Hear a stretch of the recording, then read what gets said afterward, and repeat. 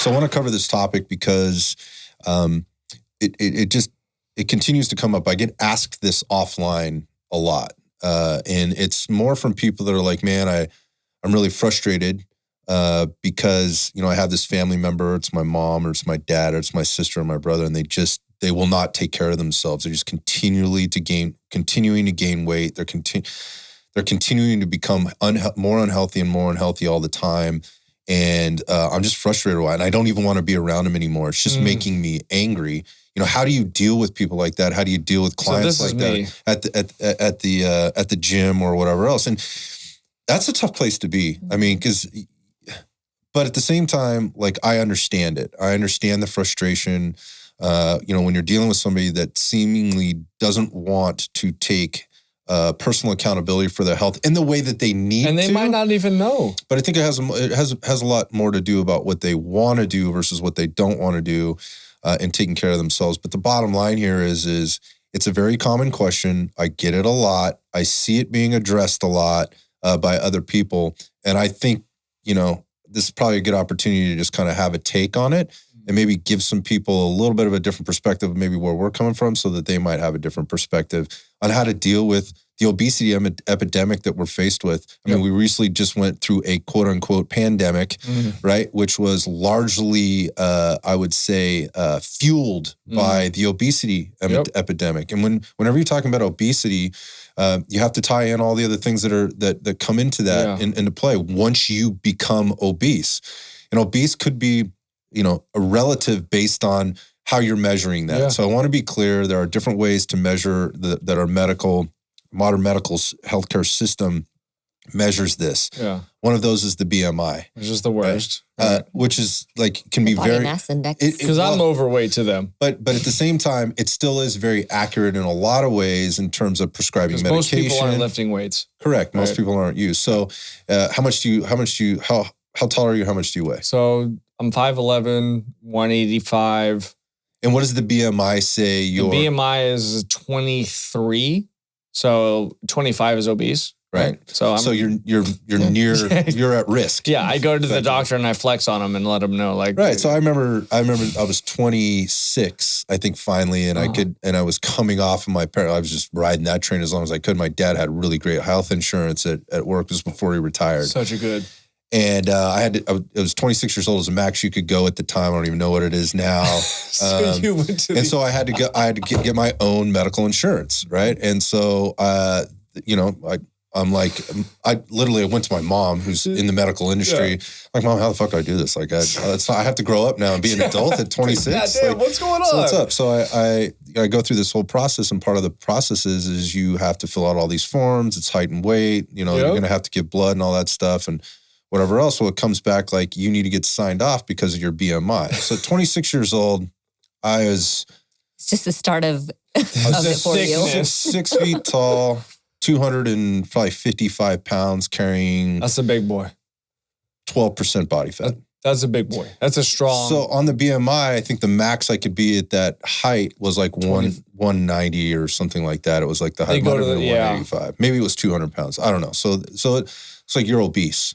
Right, is effectively what the BMI is telling me. So I had to go to the doctor who I knew, and it got in to have this physical, basically. And he walks in the room and he goes, "Why are you here?" And I go, "Well, because apparently I'm obese and I need medical insurance. And if you don't say that I'm not obese, then I'm not going to get medical insurance." Yeah. He laughed. We had a conversation. He signed off. I got out the door. So I get where you're coming from, but that is not the majority of our population. The BMI, the BMI does not take into account muscle to fat mass ratios. No. But given where we're at as a nation, 40% of the United States right now is considered obese. Over 40, it's almost 42%.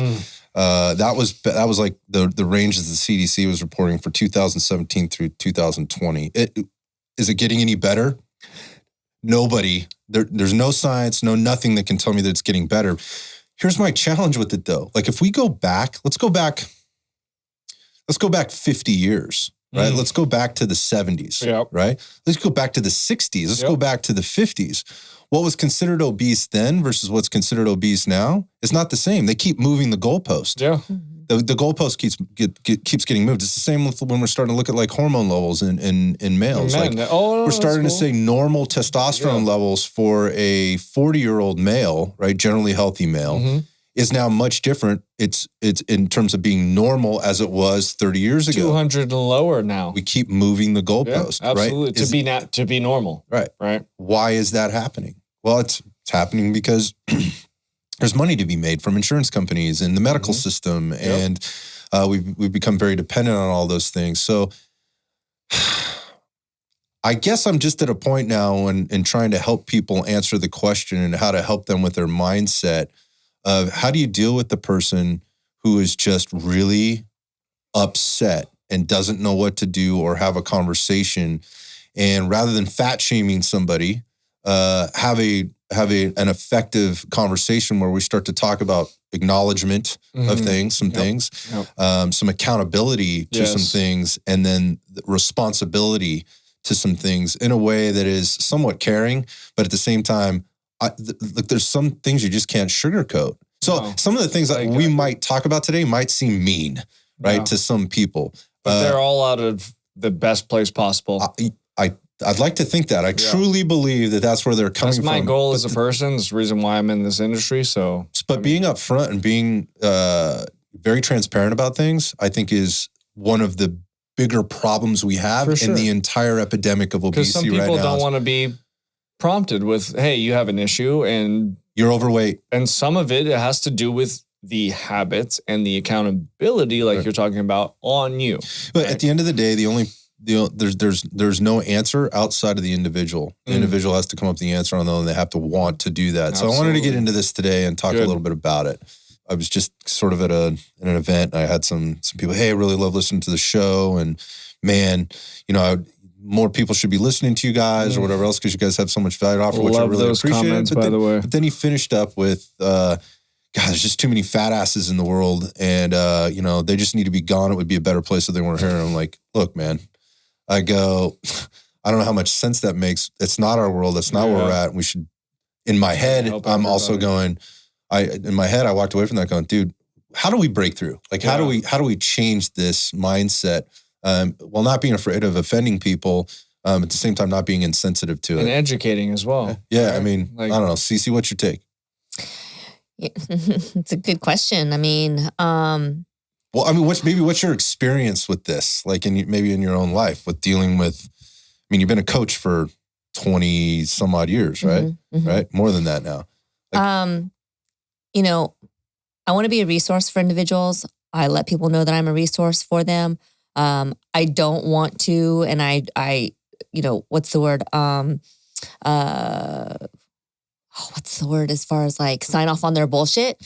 That's the words. That's great. No, that's great. But I can't want it more for them than they want it, and there've been times in my professional journey where I really wanted it for that person and they haven't wanted it as much as I wanted it. And it's unfortunate to say, but it's at that point where I've got to take a step back, and I'm here for you, and you let me know when you're ready. In the meantime, I'll support you in whatever way that you want me to support you. And sometimes that's them just coming in and going through a workout and lead the horse to water, but you can't make them drink. So the other thing is, I think it starts with the kids. And so, as far as with my daughter, it's trying to teach her positive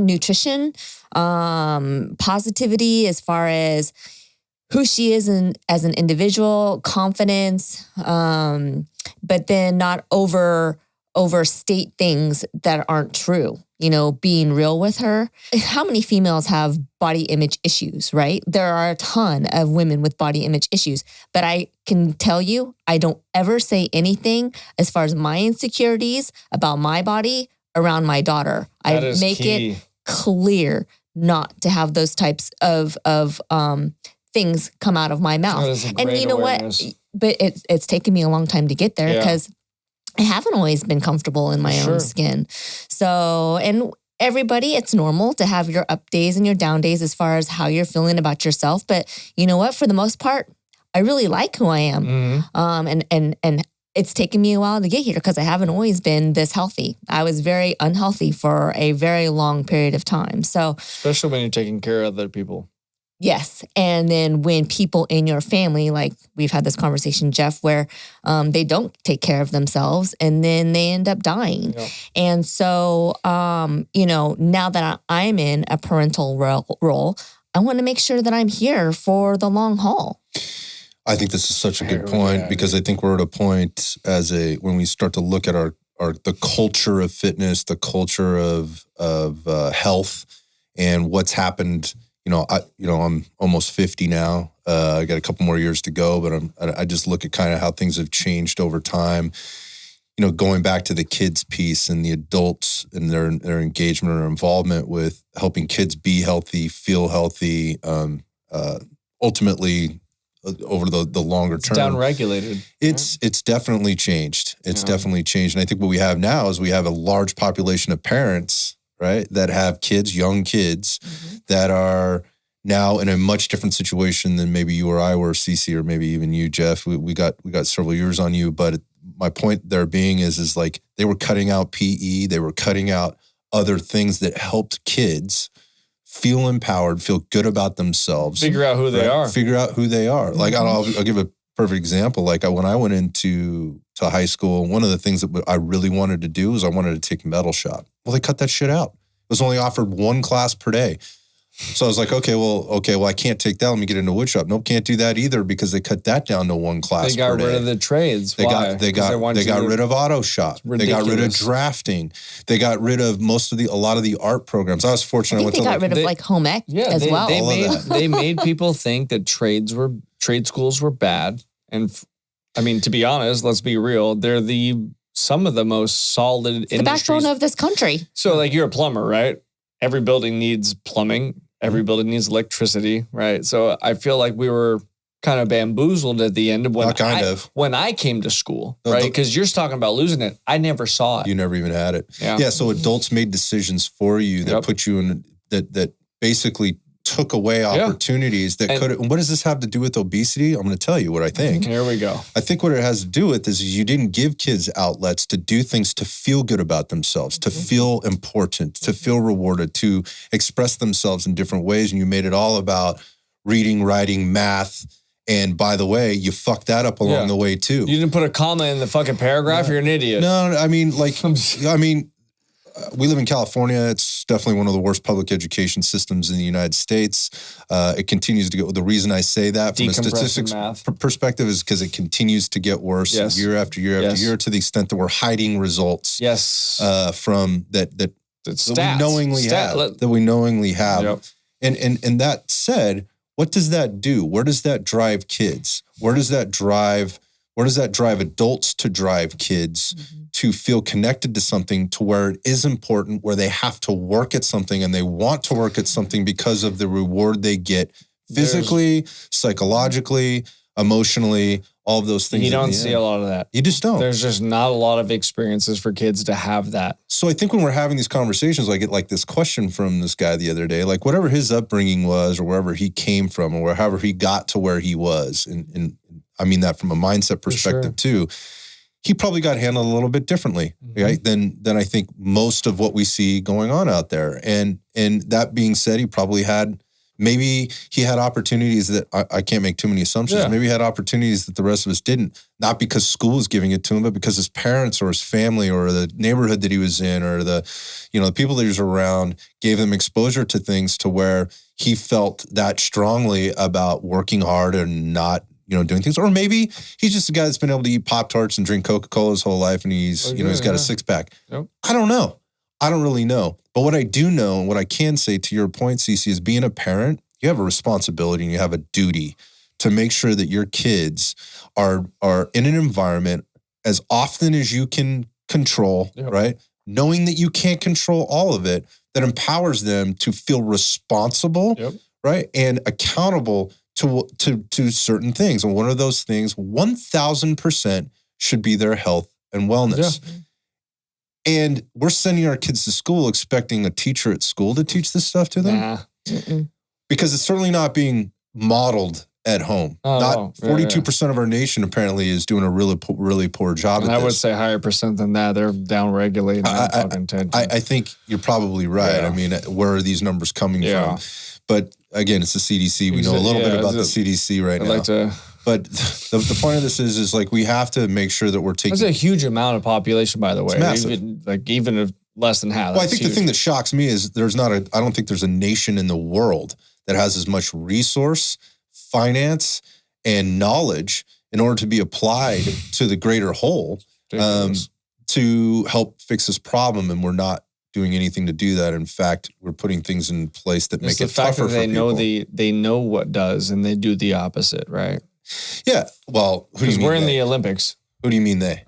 Government, FDA, regulatory bodies is what I would say. Well, I mean, we talk about big pharma. Yeah. You know, I mean, big insurance. Yeah. We talk about big ag. Right. The deck is definitely stacked against the American public when it comes to doing that. But at the same time, I can sit back and I can make an excuse and say, well, somebody else did this to me and I can be a victim. Yep, for sure. Or I can sit back and go, I choose not to be a victim. And what I am going to do in the first place is I'm going to become educated. Mm-hmm. And there is no shortage of this, of the ability to do this out there. Sure. I don't know anybody that doesn't have a fucking smartphone in their hand. And a smartphone isn't even the right thing. Those things are beyond smart. Or even a computer, access to a mini laptop, dude. You know? It's choice. Mini laptop. Library. Don't tell me you can't afford to get that education. It's free. If you have a phone and you're paying for it, you got it. You can start a business. You can do whatever you want on that shit. It's free. So you're choosing not to, right? You're choosing not to. The same way you're choosing to have that cell phone instead of medical insurance. For sure. You're choosing that car instead of setting up your retirement. I think that again, it's a mindset thing. You've invested in something for status or for comfort or for convenience over the priorities which you should be having, which should be around your health and wellness first and taking care of yourself, so that going back to being a parent, so you can help take care of others, not forever, but for as long as you can. For sure. And so that you don't burden others. Yeah, because right now, my dad completely, worked extremely hard from young to as he is now. And I'm literally taking care of him right now, right? So all the health went out the window to make money. But now what are we doing? He can't even enjoy it. Can't enjoy the money, right? So we're sitting here using money for health benefits where it's like, bro, it doesn't correlate. It doesn't equate. Right. And so trading wealth for health. Yeah, man. And so I've seen it firsthand. And, at his age, he's born at 47. So doctor's going to give me a pill. I'm going to feel better. That's his whole thing, where I have to sit him down and say, Dad, like, it's not the answer. The doctor might help you on, like, let's say 10%. 90% is you need to stop drinking. You need to start eating, like all these things, right? We have all of these guidelines that he doesn't follow. But then he's like, why aren't I getting better? Mm-hmm. Well, I just told you why, right? So I can associate with that very well. Yeah, I mean, I've been in this business a long time. I've worked with a lot of clients that just, they want, give me the shortcut. Yeah. Give me the pill. Or, emotionally I'm satisfied because I'm coming to the gym 2 to 3 days a week and I'm working out. Yet there's all these other hours during the week and during the day where we're not addressing these things. And I see that these are high achievers too. Yeah. I mean, that's the thing that's really challenging for me. These are smart, intelligent people that are, very, very educated at a lot of levels and very self-motivated at a lot of levels, but they can't seem to get their arms around this. And so I think that's what people may need to look at too, is like, well, why can't that person do that? What are the challenges? What are the roadblocks to keeping somebody or getting somebody to turn the corner? Exactly. So first off, let's talk maybe about like, well, if they've already turned enough corners to where they're on the side of obese, that's a very tough position to be in. So what's the first steps the sooner you get into that situation, and again, we're seeing it more and more and more with our youth. Yeah. I mean, the kids have type 2 adult onset is all of a sudden type 2. It's type 2 diabetes. We took adult onset out of the name, right? Dude, we were at an amusement park not too long ago with the 10-year-old. Is it Vallejo or Magic Mountain? No, we're walking around in this place. And I'm just looking around going, oh my God. Oh my God. It's crazy, right? It's so sad. You need a double seatbelt. It's so sad. It's scary. Yeah, the double seatbelt. It's scary, dude. It's fucking scary. But it's the kids. I'm talking about the kids.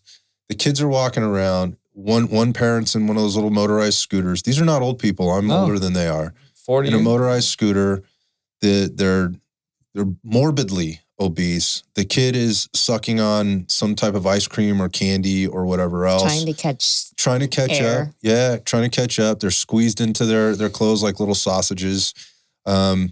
And I'm not saying that to be mean. I'm just saying that's what it looks reality. like. It's a reality. It's so hard for me to look at. And I could very easily turn to being, oh my God, that is disgusting, and just be pissed. The reality of it is it saddens me. And a lot of times when I feel sad, I can easily go to anger. That's something I have to work on. Yeah. But that's not the case at all. I just looked at it and go, that could be my kid. And what has that kid been set up for now going on in life? I mean, you're already behind the 8 ball. Right. You're already in a really tough situation. Why wouldn't you start him in the great position? But it's just hard. I mean, it's very, then you usually go, well, who's influencing that? Right. And kid didn't, I mean, this is a 5-year-old, that kid didn't have the money in his pocket to buy that ice cream. Mom bought that for him or dad. Okay. So, we're at the amusement park, so we let them have treats and do whatever else. Cool. That's the only time they have ice cream. We can have this discussion all day long, but the bottom line is clearly the regular behaviors. This is behavior. These are choices. Every day. Are impacting this. Now, kids parents may have health conditions. Maybe. Yeah, I could challenge. I would ask the question, why do you have a health condition? Yeah. Because of your lifestyle, because of choices that you're making. Certainly there could be underlying conditions, but again, you're either a victim or you're taking personal responsibility for yourself and you're trying to make it better. And I'm not saying they're not trying to make it better. I have no idea who these people are, but what I see is this is all over the place. Yeah, general It's all obesity. Over the place. It's hard for me to watch. It really is hard for me to watch, knowing that there is an answer, but it isn't in somebody else. It has to be there. And it isn't a one-step answer either. So this might hurt a lot of people's feelings, but what I see and what I think we've articulated before is that I think this is just deep in the human psyche. It's just already built in there, and some people have chosen to conquer it and some people haven't, and that is just pure laziness. Yep. Complacency. It's complacency. I like where I'm at. Everything feels good. When I start exercising, what happens? I feel like I'm going to throw up. It's not comfortable necessarily but exercise doesn't always have to be that way. And it should. And it's a short term, but exercise isn't necessarily comfortable. However, you know what? If you're wanting to make an effort, you can start just as easily as going for a walk. Dude, light. To move. Exactly. That's a great point. And it goes back to, what you always talk about. We always talk about is our eat squared plus E. Plus E. Yeah. So start working on trying to change your diet a little bit at a time. Try to eat more protein. Try to stay away from, the chips and the candies and the crackers and those types of things. Try to eat as close to the earth as possible. And I know one of the arguments is, but it's too expensive. Well, it doesn't have to necessarily be all organic. Yeah, that's probably what's best. But you know what?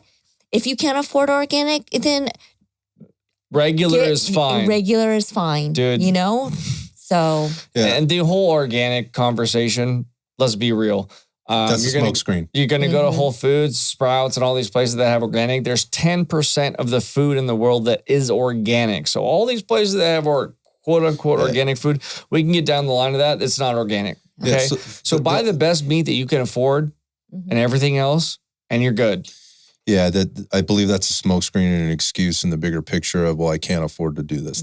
No, again, that is a choice. If are there people packaged meals? Like, dude, fuck that. Are there people that are challenged economically and may not have access to a variety of things? Mm-hmm. Yes. And how about the certain qualities of things? Yes. But let's not kid ourselves. We're splitting hairs at this point when we're choosing McDonald's for sure, the kids' Happy Meal over going home, right? And cooking whatever. Again, it may not taste like a McDonald's, cheeseburger.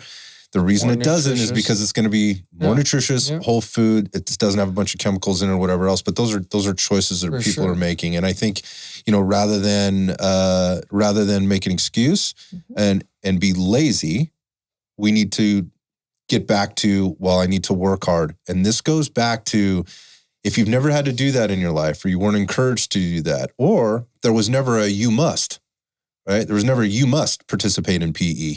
You must. Yeah, so we talked about that earlier. PE isn't compulsory anymore. I can't believe in our state. I don't have a kid, so I can tell you right now, I think my daughter at a different school last year, she might have had PE once or twice a week, and they didn't offer after-school sports. The new school that she's attending, she has PE, I think, at least twice a week, and they have a variety of sports that she can participate in after school. And they're encouraged to do so, and they have the support to do that, which is a huge deal. Mm-hmm. And so again, there's there was a little bit of, from my parents, when I was growing up, I always wanted to, but I would have never known about it unless they encouraged me to. Hey, son, when I think I was 5 years old, I know I was 5. It's like, we've signed you up for soccer. I had no idea what the hell soccer was. You're out there kicking it was AYSO. We literally played in jeans and the little jerseys, little t-shirt jerseys that they gave us. Like, I didn't know what that was. And they didn't ask me. I'm 5 years old. I don't have a choice in the matter. Like, T-ball, whatever. You're going to go play. Told you. We're going to try this. And the things that I'm learning then are, no, you're signed up for this, so you're going to go to practice. And at that age, you're not practicing, you're just showing up for games. But at that age, you're also getting pushed down on the field. And you're getting up and you're crying. You're going, well, what just happened? That kid pushed me down on the field.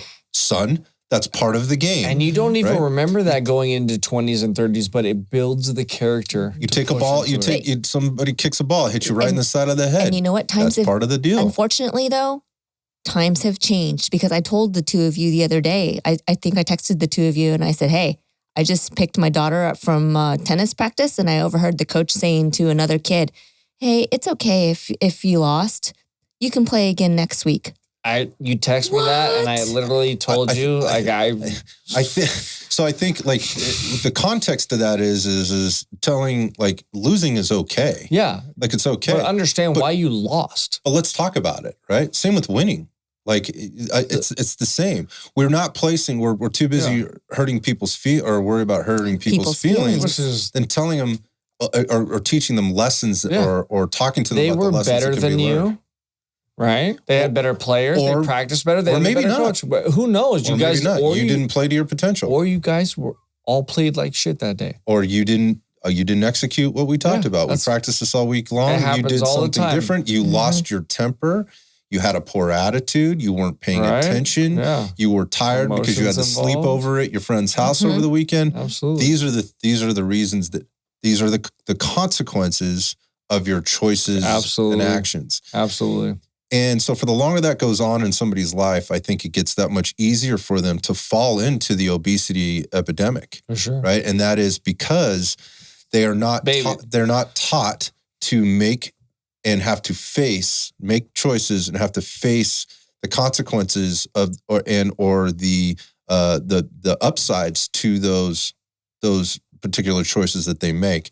So I think there's the not being faced with those things early on as a kid. And I love where you're going with that, CeCe, because I believe that is the biggest thing. And we have a duty. We have a responsibility to our kids. Absolutely. We are making and have made very, very, very poor decisions. And you can sit back and go, well, I didn't make that decision. My kid does this. My kid does. Yeah. Your kid does whatever. Yeah. Well, if you're part of the community at large, then you're part of it. You tell your kid what the fuck to do. Well, to be honest, you're going to let your kid run wild and just do whatever the fuck they want? No. Exactly. I don't think any parent wants to do that. No, you want to guide them. But like, if you're just someone that sits back and like, oh, my kid does this, you're part of the problem. Yeah, you are part of the problem. Yeah. But where did that start is my question. No, exactly. Right? So again, we need to be better advocates for our kids. And there needs to be a little bit of you must in order to get the change to happen. Yeah, because kids they don't know anything different unless they are presented with something different until they know, Right. And as a parent, that's your responsibility to introduce them to things. But if you as a parent didn't go through this process, I think that's one of the bigger problems is what I was suggesting before is we have a large population of parents right now that, 30 something, 20 something to 30 something that didn't have this you must, right? They had helicopter parents. There's nothing worse in my mind than a helicopter parent. I can tell you my parents, and this is how I responded as a parent and still respond as a parent now, is my parents always let me make my own choices. They were very clear with me about those choices. Like, you are going to own this, so whatever you decide to do, if you choose to play baseball, well, you got to accept all the things that come with playing baseball. If you choose... You're not quitting. To be an idiot, you're going to practice. There's none of this. There's none of this ridiculous behavior. Like, this is what you sign on for. This is what you're going to do.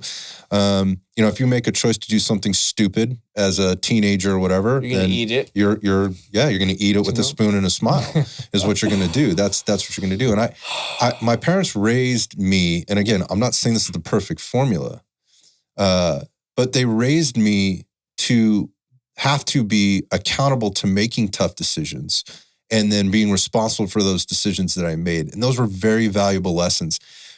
Now, I'll go back to the helicopter piece. They were right there with me if these were very tough decisions and potentially life-altering decisions. Sure. But that is not the majority of the decisions these kids are having to make or the situations that they're faced with on a daily basis. They need to be sent back out onto the field, so to speak, the field of life, to deal with this head on, not for you as a parent to be running in behind them and cleaning up their poop. But just being like, hey, I have a question. At some point, you have to stop pooping on yourself, right? And what happens as you get older and you start doing that is you're going to face all kinds of things socially. You're going to face things professionally, and you're going to face things personally from maybe even a health and fitness perspective or health and wellness perspective. To where if you don't know how to clean up after yourself or prevent yourself from doing that in the first place, which comes from experience. Yes. It comes from having to go through experience and making, that is exactly, you get the knowledge and then over time you acquire the wisdom. And that's why we never listen to the older people as young people. And then we're like, damn, we should have listened to them. They were right. So rushing in to say, and this is where I'm going to take this conversation next, rushing in to normalize and accept these unhealthy behaviors and unhealthy mindsets is setting your child, but also setting yourself, setting our communities, setting up our nation for disaster. And we're staring it straight right now in the face. Yep. We're staring it right in the face right now because people don't have the bandwidth, because they don't have the knowledge, they don't have the wisdom, and they don't have the experience to be making decisions for themselves. They want somebody else to make the decision for them. And when it comes to the obesity epidemic, we are so far down the path right now. We are so far on the wrong side of this. To right this and bring it back the other way will take generations. Yep. It's going to take generations in order to fix this problem. Yep. And our current generation is ill-equipped to be at the front of this right now. Too emotional. Our youth is going to be the next answer, right? If there is going to be one, and they have to be coached up by the right people. And so by acknowledging these poor behaviors and these unhealthy behaviors as okay and normalizing them is okay. Like when we know being obese is a ticket, it's a fast track ticket to all kinds of bad things, right? Bad things. It's and I'll start with all the basic stuff, all the metabolic disorders that we know, the 4 big ones that are out there, coronary artery disease, heart disease, diabetes. Those are major metabolic conditions, right? Those are the ones that obesity alone, it just puts you at high risk for all kinds of stuff. Like normalizing obesity, not okay. Mm-hmm. That is much different than having like self-esteem. Yeah. Right? It's much different than having a healthy mind. Your self-image is completely different, right? You got a six-pack and you're mentally ill.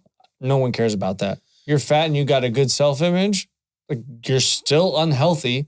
It's great that you have a good mental image, but like, now we need to. Yeah, we're talking about healthcare and self-care. Exactly, completely different. The difference being like taking care of your health is not your healthcare is not the same as taking care of your self-care. And what I mean by that is hey, I feel okay about myself. I take time out to decompress. I do, I have, healthy social groups. Maybe I even, go take a step further and I see a therapist to help me with my challenges psychologically, emotionally. You might see a personal trainer. Yeah, or whatever.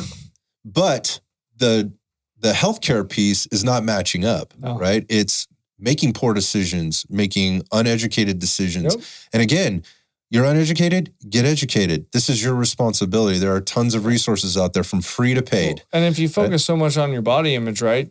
What happens to the mental and self-image, right? You can literally try to cross over and be like, my body image is my self-image, which is completely untrue. Just because you look good does not mean you're good. Oh, we know that in spades, right? Exactly. That's a whole thing. Yeah. But what I will tell you is the person that is generally more physically fit, and I don't know that there's a stat out there that could prove this, but the person that is more physically fit and more physically active is definitely, in my mind, more resilient than the person that isn't. 1,000%. And so we look at all the things that we've been faced with over the last couple of years, just as a nation, as an economy, as a globe, socio-politically, socioeconomically, all of those things. Like, the more unhealthy you are as a nation, the less equipped you're going to be in order to deal with the psychological, emotional things. Absolutely. Period, end of story. Because part of becoming or being and staying fit, and I don't just mean six-pack.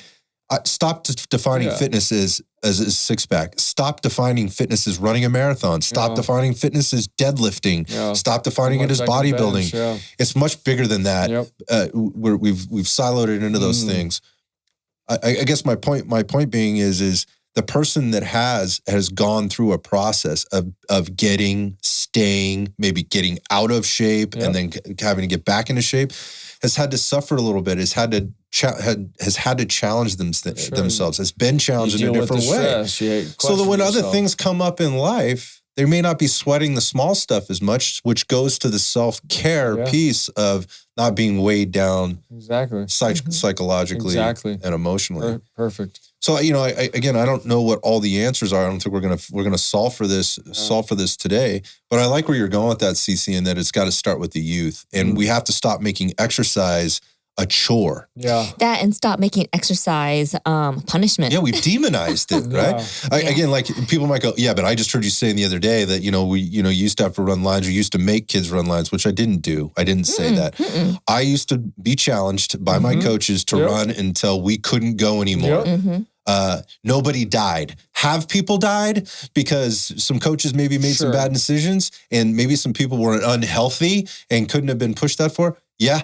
It's happened. It's tragic, and that is not what I want. That's not what I want for people. Rare. But let's not over-exaggerate the realities of what we learned in that process. For sure. And it was that doing hard shit at the end of the day gave you a reward. There was a reward for that, and it set us up for the next hard thing. Because you felt like you were going to die. You didn't die. You came over it, and you were like, okay, when I feel something like this, let's do it again. Not that bad. And again, it was the youth. It was when we were young. It was when we were very formable, and we didn't. All our belief systems weren't completely in place yet. Because you guys were resilient.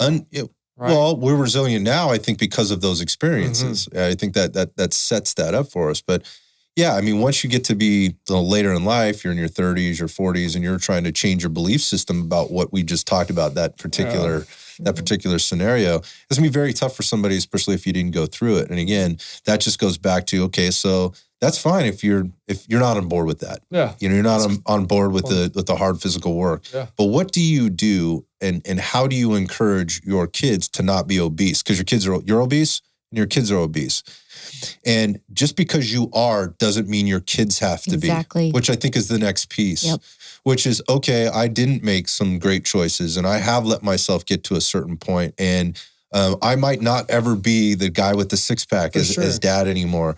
But at the same time, I don't have to stay where I am. I can be doing those little things you guys suggested. And at the same time, showing and encouraging my kids to do it differently. Yep. And not hate on myself and not be self-loathing, but let your kids know in a very real way, hey, your dad has to take these pills because he may have done some things or didn't make the right choices along the way. And I wish I didn't have to, but I have to now. And I don't want that for you. Exactly. I don't want you to worry about me because I'm doing the best I can with what we have. And I'm going to keep working here. And I want to show you how important you are to me by continuing to do that work for myself. Right? That's how important you are for me. That is the duty that you have or we have collectively to our kids. And we are not fucking doing that. We're not doing that. And again, going back to my amusement park, which is like the best cross section of the United States of America that you could ever get. Just go to like a Disneyland or a, or whatever, a Six Flags or whatever. And you walk around and you know what I'm talking about. You know what I'm talking about. And again, those are that conversation might be really hard for somebody that's go, well, I've never, I don't have to deal with that because I'm fit and I've always worked out and I'm working out now and my kids are, healthy and that's fine. But how can you encourage your brother who isn't that way or your sister or your mom? And it's through having a certain level of compassion. But to your point, CeCe, it is not about writing or signing off on their bullshit. Tough love. It sometimes it has to be, and it's about painting a very clear picture. And if you don't have the capacity as a person to have that conversation with somebody, then don't.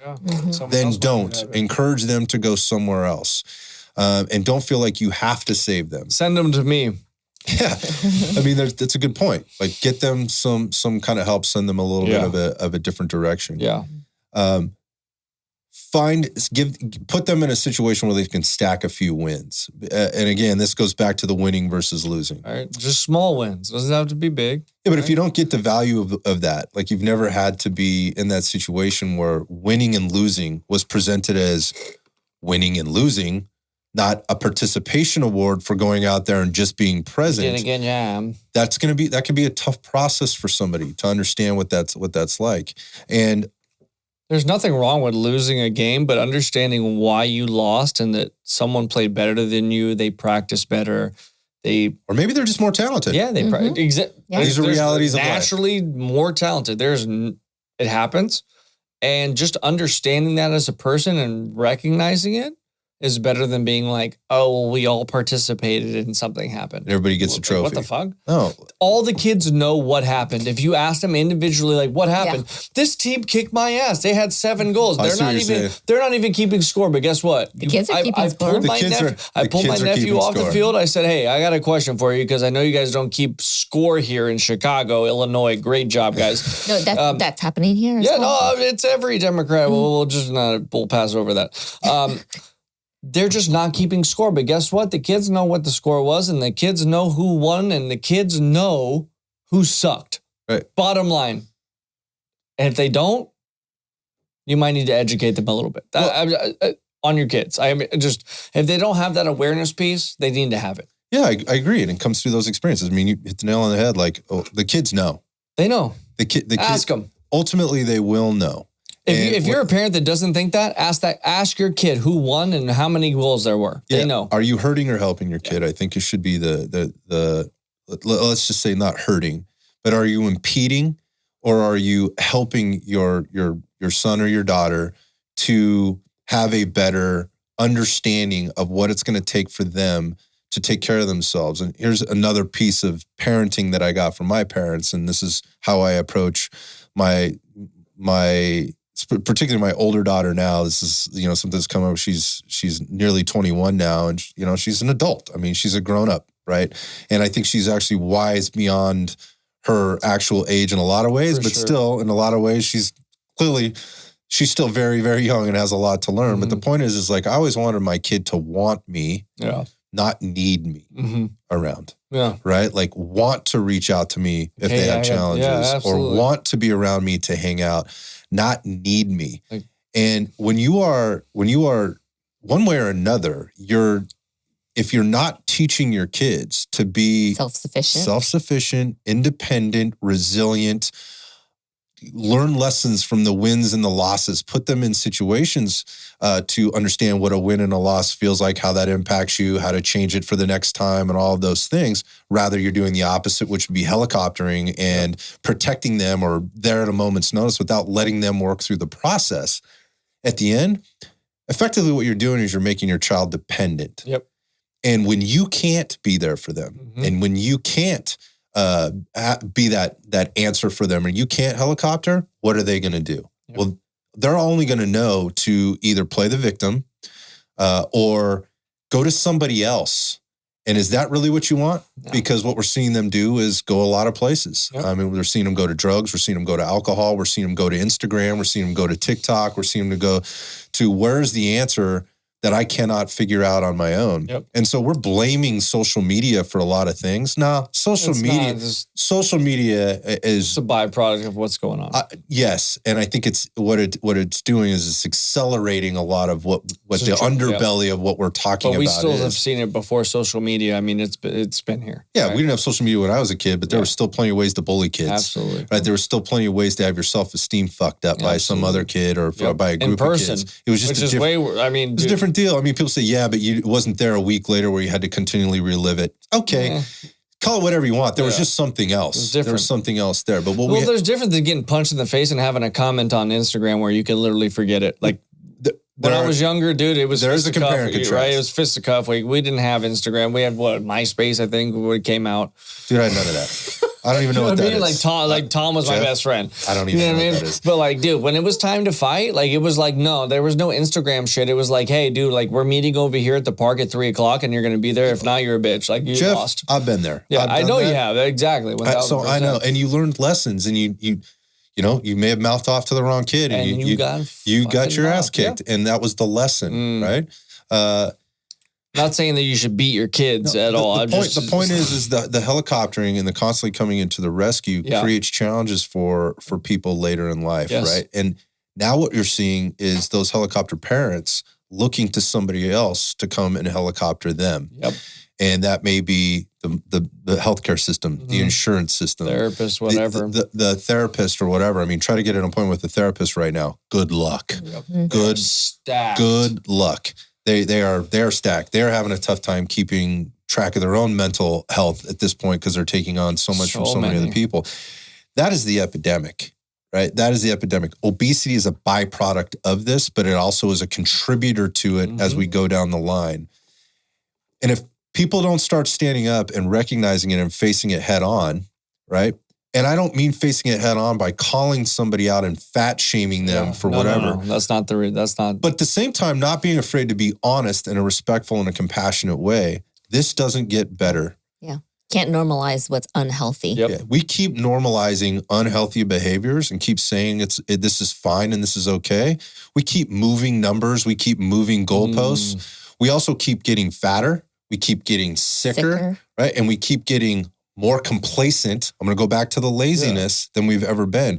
And that makes us less resilient and less able to deal with, I'm just going to say, the more important things in life. For sure. If you're spending 60% of your time or 70% of your time, whatever percentage of your time, being tired, right? Being unhealthy, dealing with your medical problems, dealing with this pill to take because you're taking another pill, so you have to counteract it with this pill and that pill and all those other things. Guess what? You don't have time left over to do. You don't have time left over to exercise. You don't have time left over to parent your kids. You're not living. You're not living. That's a really good way of looking at it. Quality of life is down-regulated to a point where I got to take this pill to live. Exactly. You're existing and you're also putting, for me personally, you're putting tension on other people to help you survive. When you won't listen to, I just want this doctor to fix me, or I just, with the older school. Yep. And I think still people today, most people, Western medicine's going to fix me. If you got a gunshot, a stab wound, you're about to die, you've had a stroke, an embolism, Embolism? Just making up words again. Dude, Jesus Christ. You know what I'm talking about. I think what you meant to say was aneurysm. Aneurysm. Thank you.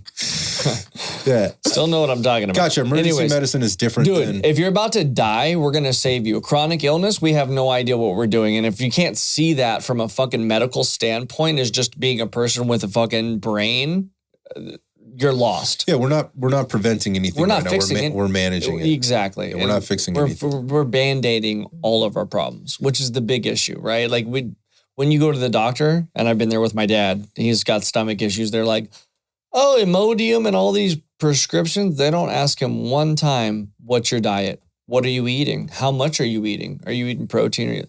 Nothing. There's nothing. Yeah, and you don't expect them to, do you?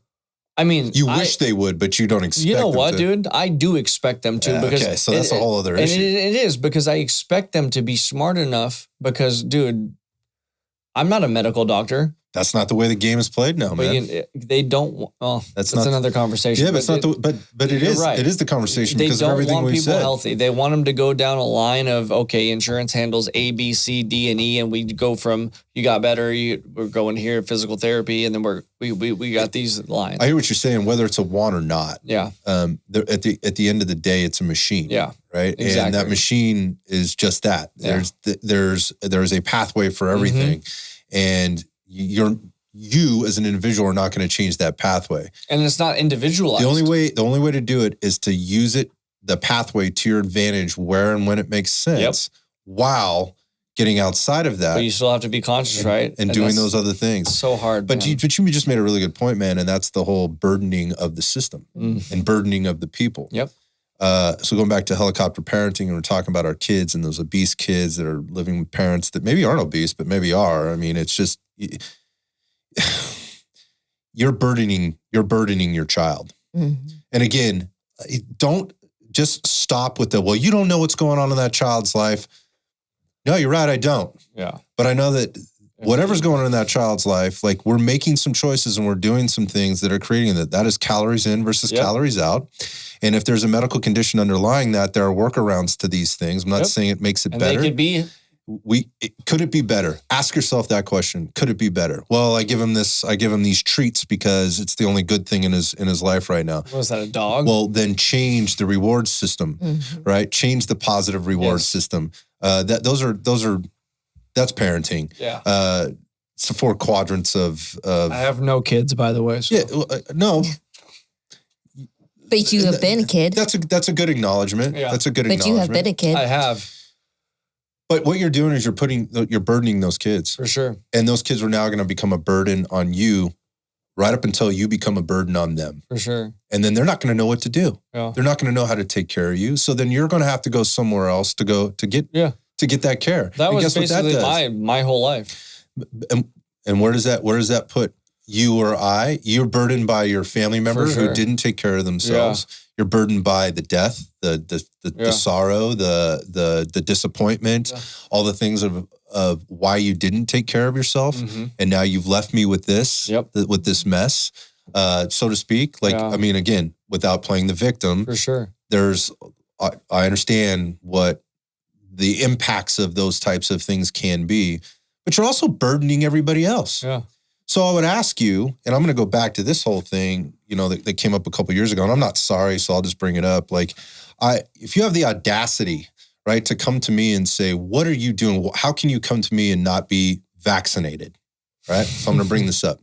You are risking my health, but you, the person that's asking me this, are morbidly obese. Your kids are morbidly obese. You do not exercise. You eat like an asshole. Yeah. An asshole. Yeah. That is somebody that knowingly makes poor choices. Makes poor choices or makes decisions knowing that they're doing that. And don't tell me you're not educated or you don't know any better. You're just doing what's making you feel comfortable. Absolutely. And what's making, and let's more specifically, you're doing what makes you not uncomfortable, right? You're not having to work on. You have the audacity to ask me that question, right? Where you're not taking care of your personal responsibilities to yourself and or your kids. And now we know, like, the FDA came out and, like, whatever, with all that.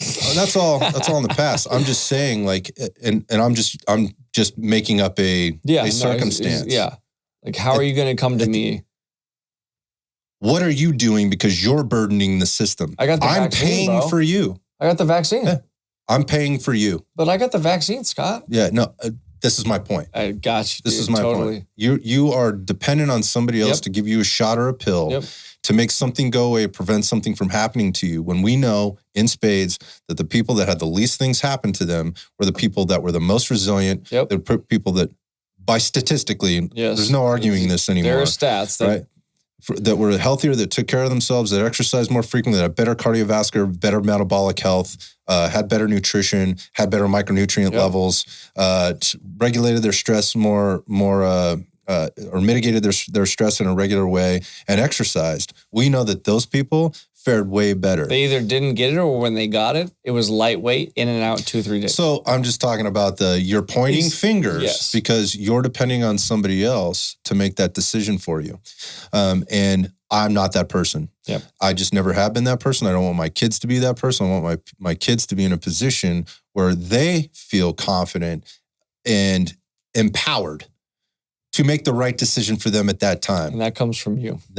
That comes from the parents, and it comes from the adults in this world. So I think at the end of the day, that's the take. And if you're an adult that has kids, and I'm going to say this from a father's perspective, if you are that guy who, quite frankly, is extremely overweight, right, or very overweight, let's just say obese. Yeah.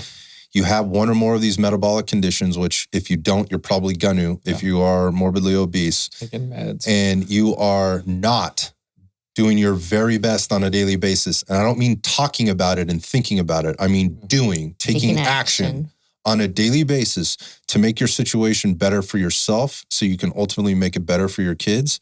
I can't think of a more irresponsible thing that you could do as a father or a parent in general than that right there. 1,000%. And does it make me angry? No. It makes me extraordinarily sad. Very, very sad. For you, number one, and for your kids.